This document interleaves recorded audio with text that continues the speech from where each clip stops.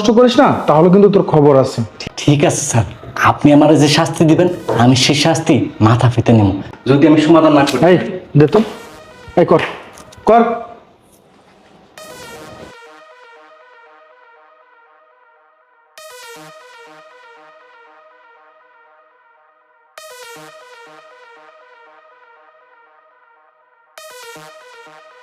Madam, sir, ম্যাথের সমাধান হয়ে গেছে, এই নিন। হ্যাঁ তাই তো। এই সত্যি করে বলতো তুই কে? স্যার কি কোন, আমারে চিনতে পারতেছেন না? আমি আপনার কাজের পোলা আশরাফ।